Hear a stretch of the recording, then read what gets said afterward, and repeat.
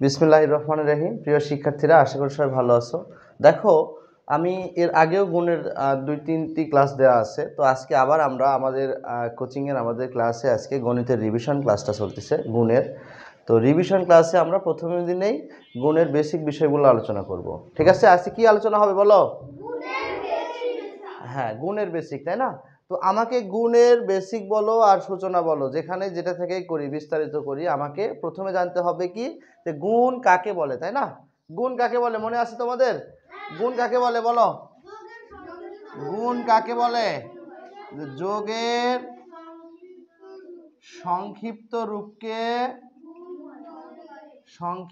রূপকে গুণ বলে, তাই না? তাহলে গুণ কাকে বলে? যোগের সংক্ষিপ্ত রূপকে গুণ বলে। এই যে সংক্ষিপ্ত রূপটা কি, কেন সংক্ষিপ্ত রূপ বলা হয়, এটা মনে আছে তোমাদের? এটা মনে আছে? আমি কিভাবে শিখাইছিলাম যে দেখো, মনে করো তোমাকে 5 গুণ 2, 5 গুণ 3 দেয়া আছে, বা 2 গুণ 5 দেয়া আছে। ঠিক আছে? তোমাকে কি বলা হয়েছে? 2 গুণ 5 দেয়া আছে।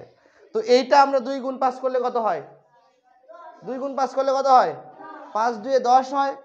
তো এইটাকে আমরা কেন সংক্ষিপ্ত রূপ বলা হয়? দেখো, যে 2কে এখানে 5 দিয়ে গুণ করতেছি, তাই না? আমরা তো 2 দিয়ে 5কে গুণ করতেছি না, আমরা কি করতেছি? 2কে 5 দিয়ে গুণ করতেছি। তার মানে 2 আমরা 5 বার এর মধ্যে 2 আছে, তাই না? এই 10-এর মধ্যে 5 10-এর মধ্যে 2 আছে কয়টা? 5টা। কয়টা আছে? 2 5টা। অর্থাৎ দেখো, আমরা যদি 2 যোগ 2 যোগ 2 যোগ 2 যোগ 2 করি, তাও কত হয়? 1 2 2 4 4 2 6 6 2 8, কত? 8 2 10। তাহলে এই যে দেখো, অনেকগুলো যোগ করা লাগলো না? অনেকগুলো যোগ করতে হয়নি এখানে? 2টা 5 বার লিখে আমরা যোগ করলাম, তাই না? কিন্তু এখানে দেখো, আমরা খুব সহজেই যে কি আছে? 2 আছে। কয়টা 2 আছে? 5টা আছে। অর্থাৎ 5 আর 2 গুণ করলে 10 হয়ে গেল। তো এই জিনিসটা কত বড় ছিল, আর এটা সংক্ষিপ্ত হয়ে গেল না? এই জন্যই যোগের সংক্ষিপ্ত রূপকে গুণ বলে। আমার কথা বুঝতে পারছো? এখন আসো, যে 2 নম্বর প্রশ্নে বলছে যে গুণের কয়টি অংশ এবং কি কি, তাই না? মূলত প্রথমে এটা মনে রাখবা যে আমরা গুণ করি 2 ভাবে, তাই না? আমরা কয়ভাবে গুণ করি বলো? 2 ভাবে। কয়ভাবে? একটা হলো উপরে নিচে, অর্থাৎ আমরা এরকমও গুণ করি কখনো 3 গুণ 2 সমান 6, তাই না? আবার এই গুণটাই আমরা 3 গুণ 2 সমান 6 আড়াআড়ি ভাবেও করতে পারি, তাই না? তুমি উপরে নিচে করো আর আড়াআড়ি ভাবে করো, যেভাবেই করো না কেন, গুণের অংশ হবে কয়টা? 3টা। গুণের অংশ কয়টা বলো? 3টা। এই যে এটা একটা অংশ, এটা একটা অংশ, এটা একটা অংশ। এইখানেও দেখো, এটা একটা অংশ, এটা একটা অংশ, এটা একটা অংশ। ঠিক আছে? তাহলে দেখো, এখন এগুলোর নাম কি তোমাদের মনে আছে? কি কি বলো? একটা হলো গুণ্য। একটা কি? 1 নাম্বার গুণ্য। প্রথমটা কি? গুণ্য। তারপরে কি হবে? গুণক। তারপরে কি হবে? গুণফল। কি হবে? গুণফল। অর্থাৎ গুণের 3টা অংশ: গুণ্য, গুণক এবং গুণফল। এখন দেখো, আমরা এখানে ইন্ডিকেট করি যে কোন অংশ কোনটা, তাই না? তো আমরা আগের ক্লাসেই করছি, কি করছি? যে সংখ্যাকে গুণ করা হয় তাকে গুণ্য বলে। করছি না? গুণ্য কাকে বলে বলো? যে সংখ্যাকে গুণ করা হয় তাকে গুণ্য বলে। এখানে দেখো তো, আমরা 3কে গুণ করছি না? 3কে 2 দিয়ে গুণ করছি, তাই না? তাহলে 3 হবে কি? গুণ্য। 3 হবে কি? গুণ্য।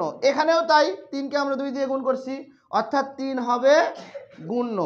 আর দেখো, যে সংখ্যা দিয়ে গুণ করা হয় তাকে গুণক বলে। তো 2 দিয়ে আমরা 3কে গুণ করছি, এই জন্য 2 হলো গুণক। আবার এখানেও দেখো, 2 দিয়ে আমরা 3কে গুণ করছি, অর্থাৎ 2 হলো গুণক। আর গুণফল তো যেটা বাকি আছে সেটাই, অর্থাৎ গুণ করে যে সংখ্যা পাওয়া যায় তাকে গুণফল বলে। আমার কথা বুঝতে পারছো? তাহলে গুণ্য, গুণক আর গুণফল ক্লিয়ার? যে কি? যে সংখ্যাকে গুণ করা হয় তাকে গুণ্য বলে, আর যে সংখ্যা দিয়ে গুণ করা হয় তাকে গুণক বলে, আর গুণ করে যে সংখ্যা পাই আমরা তাকে গুণফল বলে। এরপর দেখো, 3 নম্বর প্রশ্নটা আমরা খুব ইজি ভাবে বলছি কি, যে গুণ্য, গুণক ও গুণফল কাকে বলে। এটা কিন্তু আমাদের অলরেডি হয়ে গেছে, আমি কিন্তু মুখে মুখে বলে দিয়েছি। তো এবার 4 নাম্বারটা আমরা করব। 4 নাম্বার প্রশ্নটা কি আছে? গুণ্য, গুণক ও গুণফলের সূত্র। তো সূত্রটা কি, তাই না? সূত্র কি, যে ধরো এখানে গুণের 3টা অংশ, 3টা অংশের মধ্যে 2টা অংশ দেওয়া আছে, আরেকটা অংশ বের করতে হবে। তো ওইটা বের করার উপায়টাই হলো সূত্র, তাই না? তো আমরা এই উদাহরণ থেকে সূত্র শিখেছিলাম না এর আগে? উদাহরণ থেকে সূত্র শিখেছিলাম না? যে কিভাবে, প্রথমে ধরো তোমাকে গুণফল নির্ণয়ের সূত্র দেয়া হলো, যে গুণফলটা কিভাবে বের করতে হয়, ঠিক আছে? তো গুণফল মানে কি? 6, এখানে 6, তাই না? তোমাকে গুণফল যদি বের করতে হয় তাহলে দেয়া থাকবে কি কি? গুণ্য দেওয়া থাকবে আর গুণক দেওয়া থাকবে, তাই না? তো গুণ্য আর গুণক কি করলে আমরা গুণফল পাই বলো? গুণ করলে, কি করলে? এখানে 3, এখানে 6 ছিল না আগে? তো 6 বের করতে হলে 3 আর 2 এর মধ্যে কি করা লাগবে? গুণ করা লাগবে। 3 আর 2 গুণ করলে কত হবে? 6 হবে। তাহলে গুণফল নির্ণয়ের সূত্র কি হবে বলো? গুণফল সমান গুণ্য গুণ গুণক। মনে থাকবে? গুণফল সমান কি বলো? গুণ্য গুণ গুণক। এইবার আমরা গুণফলের উপরেরটা অর্থাৎ গুণকটা শিখি। গুণকটা দেখো, গুণক মানে কি? আমরা এরকম একটা উদাহরণের সাহায্যে সূত্র দেখবো, শিখবো, তাই না? তো যাতে আমাদের কখনো ভুল না যায়, ছোট্ট একটা উদাহরণ নিয়েছি। এইখানে ছিল 2, এখানে গুণকের জায়গায় ছিল 2, তাই না? এখন দেখো তো এই 6 আর 3 এর মধ্যে কি করলে 2 হয়? 6 এর সাথে 3 যোগ করলে কি 2 হয়? বিয়োগ করলে 2 হয়? গুণ করলে 2 হয়? তাহলে কি করা লাগবে? যোগ করে হচ্ছে না, বিয়োগ করে হচ্ছে না, গুণ করে হচ্ছে না, তাহলে কি করতে হবে? ভাগ করতে হবে। অর্থাৎ 6কে যদি আমরা 3 দিয়ে ভাগ করি, অর্থাৎ গুণফলকে যদি আমরা গুণ্য দিয়ে ভাগ করি, তাহলেই গুণক পাবো। আমার কথা কি বুঝতে পারছো? যে কি গুণফল, আমরা কি 6 ভাগ 3 লিখবো না 6 এর নাম লিখবো? 6 এর নাম লিখবো, 3 এর নাম লিখবো। তাহলে 6 এর নাম হলো গুণফল, করতে হবে ভাগ, আর 3 এর নাম হলো গুণ্য। অর্থাৎ গুণক সমান গুণফল ভাগ গুণ্য।